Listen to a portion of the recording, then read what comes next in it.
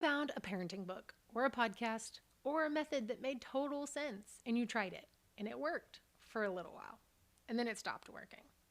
And you didn't know if you were doing it wrong or if your child was just different or if you needed a new strategy. So you found another strategy and another, and somewhere in the middle of all of that trying, you started wondering if the problem was you or your child. Or maybe you just started thinking, oh, I'm just not consistent enough, or I'm not calm enough, or I'm not patient enough. Here's what I want to actually tell you today, though.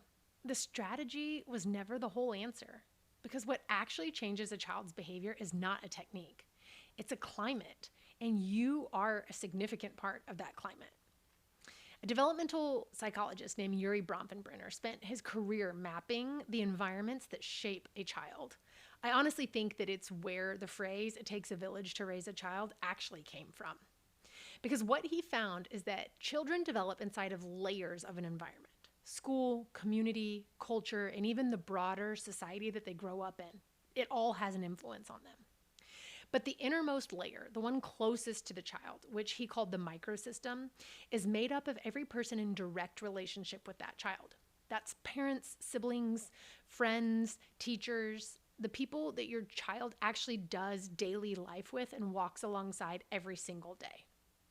Now, in that microsystem, parents actually carry a particular weight, not because you're the only influence, because you're not, but because the parent child relationship begins at birth. You are the person that they have trusted from the beginning of life. And it's where trust is either built or broken before your child even has words for any of it. That sets the template for every relationship that follows in their life. Your child is going to mirror what they're living in, which means that the health of your home environment is the foundation that everything sits on. And here's what that means practically. When other parts of your child's life in the microsystem are challenging or maybe even unhealthy, say that there's a difficult friendship or a hard season at school or a fractured family relationship, your job as the parent is to be that stable anchor, the primary support, the one who helps that child process and navigate what those other environments are doing to kind of make their life a little bit chaotic. Now, we can't control anything other than ourselves. So to think that we can control our children's environment would be silly. But what we can do is we can be the safest thing in their environment so that they always have someone to come to when life gets hard. And so there are three core dimensions in setting up this healthy parent-child environment that I always talk about. The first dimension is the relational climate in terms of like warmth. The science calls it warmth versus rejection. Now, warmth is not the same thing as being nice or never saying no or letting your child have the run of the household.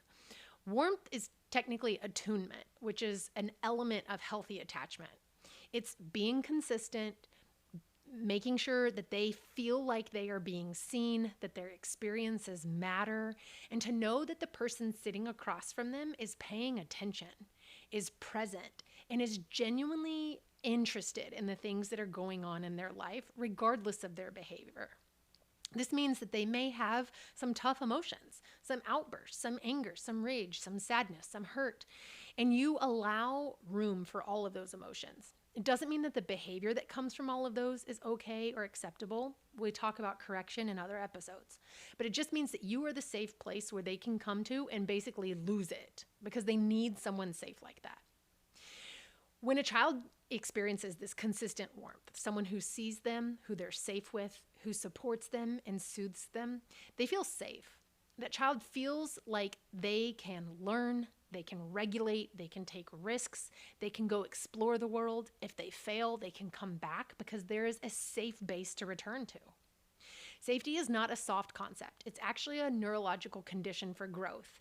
It's why infants who feel most seen and most attuned to actually feel the safest and are more likely to go out and explore and learn because they have that safe emotional base to work from and safe social base so that their brains actually can take the stress of safety off the table that they have to worry about and they can just go explore and play.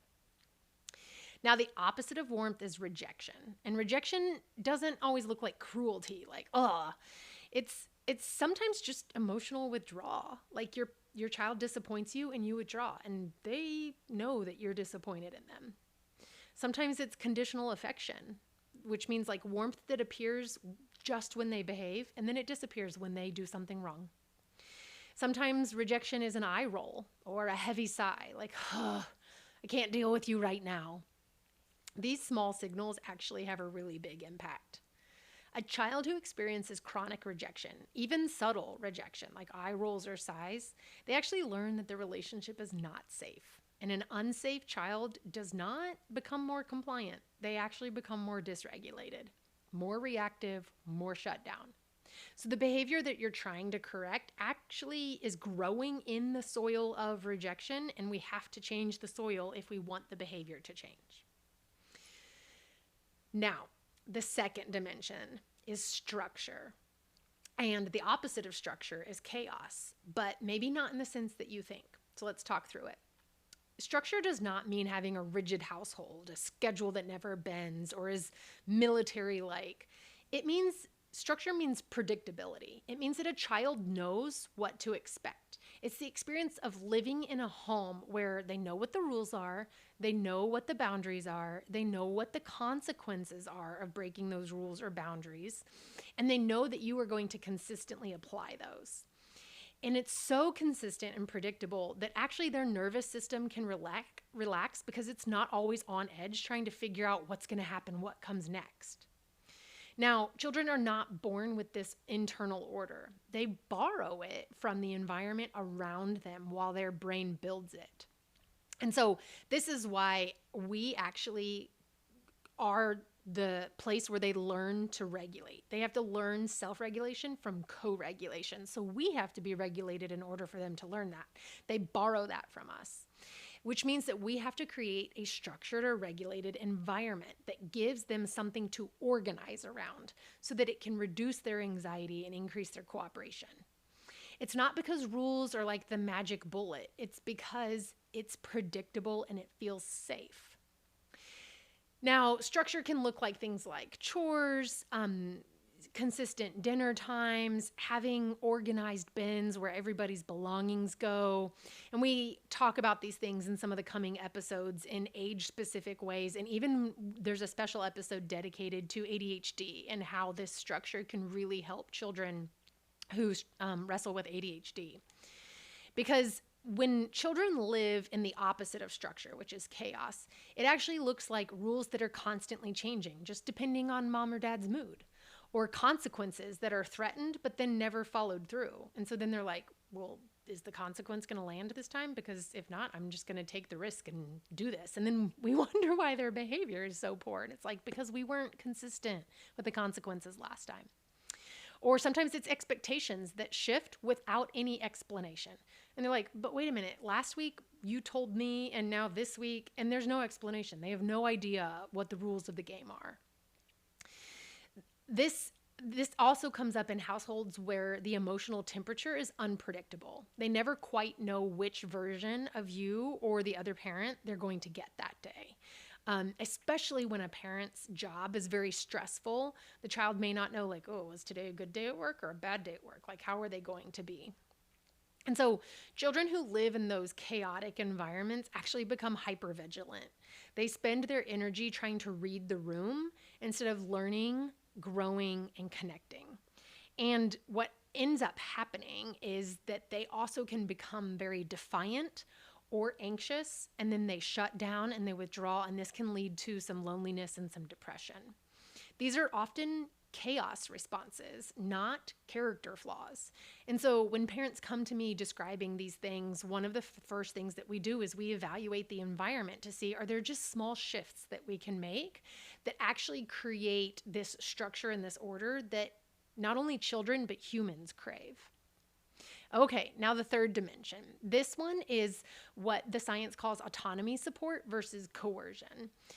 And so autonomy support, this is one that is really important for lifelong practice because it looks different at every stage. To support the autonomy of a toddler means that they get to choose what color pajamas they wear to bed. to support the autonomy of a child between the ages of 3 and 5, it means they might decide what goes in their lunch within reason. Like, it can't be all cookies. But by late childhood, they're starting to choose other things, like what to wear to school, what movies to watch, or even what hobbies to get involved in, or who they want to spend their Saturday morning with. And then by adolescence, the choices get even bigger and the stakes get higher as their agency expands. But here's the thing. If we started to build autonomy early and taught them exactly like, where's your decision-making capacity healthy? How do we make these decisions? Oh, wait, that was a risky decision. Let me bring you back and explain a better way to make that decision. They've built this skill over time. And that's the thing. Autonomy support is never hands off. It's that as your child's choices expand, you continue to walk alongside them so that when they make a mistake, and they will, because we all make mistakes, we're human, you come alongside and you coach and you say, like, wait, is that the choice that you want to make? Do you understand what the consequences are going to be? Let's look at the second, third, fourth, fifth order effects. And so in this way, you help provide positive discipline and boundaries when they start to veer off the path so that you can help them correct with clarity. The beauty of this is that you're able to do this without shame because it's just micro changes throughout life.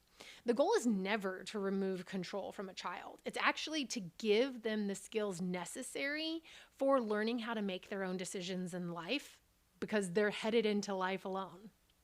Now, the opposite of autonomy support is coercion. Another word that you can use for this is control. Anything that is like, well, you should do this because I said so, or we're going to do this, or trying to use bribes or manipulation or shame talk, anything that gets them to do what you want them to do, especially in the short term. It's very tempting because it's easier to just coerce them and get them to comply with our parental force and authority and power using threats or shame or pressure. But when we use that power to shut down their resistance rather than to understand why they're being resistant or why they're wanting to do what they want to do, it creates a child who thinks like, okay, I'm not going to push back. Because every time we say, because I said so, with enough weight and enough threat, they just stop asking. But here is what the research is unambiguous about. Coercion produces compliance in the short term, but defiance in the long term. So if you want a child who is defiant when they get to their teenage years and rebellious, then raise them in a coercive home. Because coercion in the immediate environment does not mean that they become more cooperative as they grow. It means they become more rebellious. They become more oppositional. We'll come back to that in later episodes, and it's going to start to make a lot of things click into place as you start to see how it shows up in later childhood and adolescent years. But before we close today, I've left you with those three things: the warmth, the structure, and the autonomy support, because it's going to become the foundation for what we talk about in the coming episodes. But there's a beautiful example of this in Scripture. If you turn to Isaiah 44, where we see the people of Israel are in a genuinely desperate place. And it is their own fault. They have made some pretty poor decisions. They have turned away from God. They have started worshiping other gods and idols, walking a path that has led them into real consequences, and they are terrified. Rightly so. But then here's what God does not do. He does not walk into Isaiah 44 with condemnation. He literally looks at them and he says, I see that you are afraid. And he says, I'm with you. Don't fear. That is warmth in real life. That is attunement. That is him seeing their need and coming near them before correcting them. There's like 10 or 11 verses that are focused on him just providing that encouragement before he ever corrects them. Then what happens in the next part of Isaiah 44 is then he goes on to say, okay, here's all of the things that went wrong. This is why you're in the position you're in. You've worshiped other gods. You've looked to them for help with rain or help with food. And he brings clarity into exactly why their life looks so destructive right now and why their choices have landed them where they have landed. I misspoke. It's 5 verses before he walks into explaining to them all of the things they've done wrong. But then verses 6 through 23 is where he outlines, like, here's where you've stepped off the road and here's all of the things that maybe you shouldn't have done. But he does this for the sake of like bringing awareness and recognition. And he does it only after he's connected to them and said, like, I'm here with you. I'm here to help you. He didn't shame them. He was giving them an honest account so that they could be delivered from that bondage and that place that they were in. Then, starting in verse 24, that's where he talks to them about, like, what does restoration look like? And he says, turn back to me. Remember the things that I have told you. Or it's actually verse 21.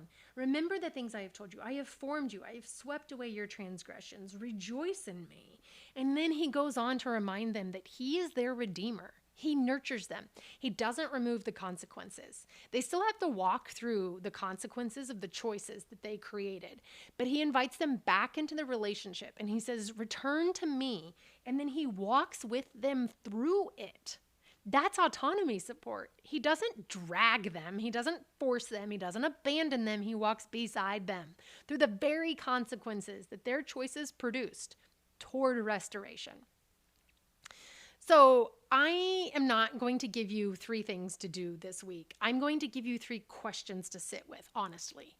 Not to grade yourself, but to locate where you're at. Because you have to know where your influence already is working and then where it might be working against you in order to know what micro changes to make. So the first one, I want you to think about, where am I warm versus where do I withdraw, and does it look like rejection? Where does my affection become conditional based off of their behavior? The second one, I want you to think about, where am I structured and predictable versus where am I inconsistent? Where does my child know what to expect from me versus where are the expectations constantly shifting? And then the third, where am I walking beside my child, releasing control appropriately as they grow and show responsibility versus where am I using my power to force compliance instead of building a skill? Every parent lands somewhere in all 3 of these spectrums: warmth or rejection, structure, chaos, autonomy support, coercion. The goal is to get closer to warmth, structure, and autonomy support. The goal is not perfection. It is awareness, because you can't change a climate that you haven't named yet. And so naming it is the first move.